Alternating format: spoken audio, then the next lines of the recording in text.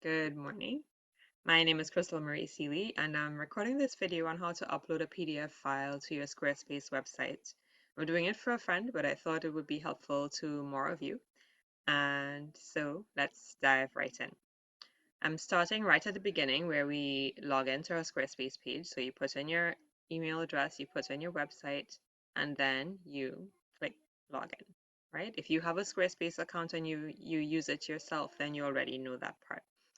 Sometimes you will land on your pages, but most often you land on your dashboard, which is where you get to choose if you want to work on domains or your website. Today we're going to upload something to our website, so we're going to choose website.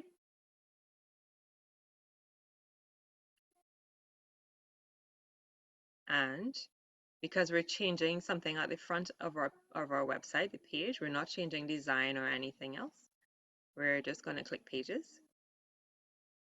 And I'm just going to use one page as an example. I'm going to choose strategy consulting just to demonstrate how we can use this. Now, if you're uploading a file, if you're adding a file to your website, it doesn't have to be through a button, right? Let me see. So here we see the name of your page. We see edits. We can edit the banner here as well, and then we could edit settings like color and background images and stuff like that. But here we're just going to choose edit. I want to say that sometimes Squarespace can be really finicky, so it's hard to even find this bar. But if you move around your page a bit, eventually it comes up, right? So we're going to click edit. And right away, you see that you can add different things. You could add more text. Here you go, right? You click that plus sign, you see text, buttons, video. You can add a whole lot of different things here. All right. So first I'm going to show you if we want to add a file just to the text that we have, okay? You don't want to add a button or change anything else on your website. You just want to upload a file somewhere, okay? So if we say working 24/7, that's where I want to upload this file. You see that there's a bar that comes up here once you start editing text. We're going to click the link button. I know it isn't intuitive because if you're using email, you see a paperclip that tells you to attach something to an email, but it doesn't work that way. It treats everything like a link. So you're going to click link. What comes up is the option to add a website. But since that's not what you want to do, you're going to click this gearbox. Now that's important. It's easy to forget that. So I just want to emphasize, click the gearbox. This is where your settings are. And then you get to choose, see, anything else that you might want to add that they will allow you to add. So we're going to choose file, right? Because the PDF is going to be a file. And I'm going to choose my speaker sheet, just as an example. Now, you can upload a file from your computer. What you'll have to do is scroll down, depending on how many files you already have. You can load more if you're not seeing a file that you should have on your website. You can load more and you can see if there's something else there. If you can't find it, then you can go to your computer, click upload file, and just like when you want to add an attachment, you click on the thing you want to add and you click open. When you do that, it shows up here. So you still have to choose it after, right? So you upload and then you choose what you want. But I'm not going to choose that one. I'm going to choose, where is it, speaker sheet. And I don't want it to open on the same page as the website. So I'm going to go down here and look for open in window. This is important if you want people to come back to your website after they look at the PDF. If they lose that page, it's going to be difficult for some people to come back. So let them keep the website open. This open a new window means they will open a new tab to look at the PDF, but they can always come back and see your website. We're going to turn this on and click save. Now, before you do anything else, this is still here. This is a link. It's a link to your file, your PDF file, your document, whatever you were trying to add. You have to click apply. And then you'll see that there's a new hyperlink on the words that you chose. So let's see how it shows up. Oh, I have to save it here, right? I save the page. And let's see how it shows up on my actual website. Okay, so on my website. I click here and it will open in a new tab.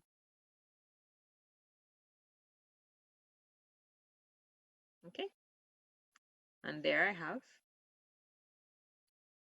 my speaker sheet. And so it will, if your clients have a PDF document, they will be able to click this and open it, no problem. Let me see if I can show you where, just gonna try to move this bar over, right? So you see the PDF opens in on a new tab, right? When I close this, I don't lose the website. I open this and it opens in a new tab. It doesn't make them lose their spot on your website. All right, so that is how you do it for text. I'm going to do it again to show you if you wanted to add a button to add a PDF, how you would do that. I don't want this text here, so I'm going to click on it to remove the link. If you made a mistake and you want to remove the PDF, this is the way you do it. You go to the link, you don't have to select the whole thing, you click where it is, click on the link, and you click remove. That's it. Now you'll find that on my website,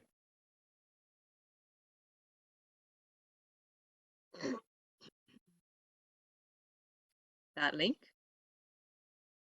should no longer, oh,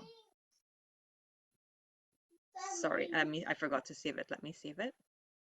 Now on my website, now that I've saved that page, it will not be linked to that file anymore. See, it's gone.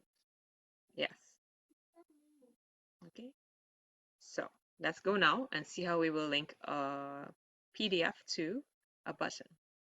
It's pretty much all you do is you add a button here. Right? So you add a button. Now, if you need to change the size of your button or the location of your button, you'd go to design at the top and you can do that here. But for now, we're looking at content. You change the text. If there's the name of the PDF, you write the name of the PDF here and it will show up there. If you are going to add a file, again, they leave room for a link, but we're not trying to do that. We're going to do open a new window and, well, sorry, file. You choose your speaker sheet and then you open this in a new window, right? This clicks on open new window already. You click save and save. Now let's go see what this looks like on our website.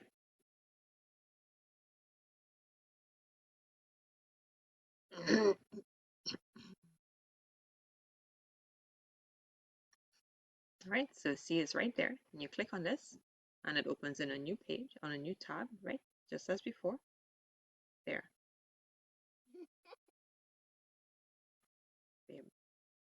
Okay. See? And it doesn't close the page, so nobody loses anything. The same is true if you want to do this for a picture, an image, okay? So I'm going to remove this if you made a mistake. If you made a mistake, you can remove it here, right? You just click on this and then this option will come up. You see the bin there, you just take it off. Now, if you want to add an image, I won't go through how to size and reshape images in this video, but SquareSpace does a great job of helping you figure out how to do that. You will add an image, you choose what image you want to add. Whatever you add will show up there. You can click this button or you can click this one. All right. Here you can put the caption below or you can turn it off. I tend to turn it off. And again, you click on the gearbox right there to add your file. Now again, here's my file, my speaker sheet, and okay, almost done, babe. 1 second, 1 second. All right, we go down, we make sure it opens in another window. We click save. Okay. And okay, I'll add an image here. Let me see which one I will do. I will choose one from my library, but again, if you want to add one from your desktop, you can upload here. Select from library for me. I will use Let's use this one. We click add, and then we go down, and there it is. Okay, so this is a big picture. You have resized this on your website, so it's not so big. But let's go see on my web page what this looks like. Almost done, honey. 1 second. Mommy, what is this tab for? I'm not sure. All right, so now you click on this image.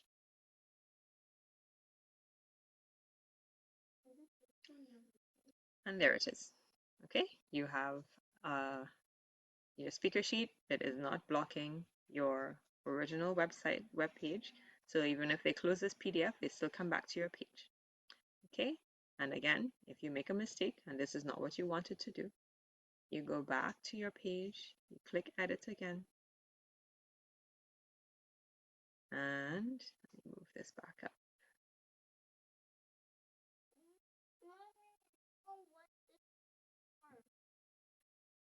And you delete your image. You click on image, you click delete, click remove, you save your page, so all of that is saved, and there you have it. This is how you upload your PDF documents to your website. Have a great day, and I hope that this has been useful for you. Bye.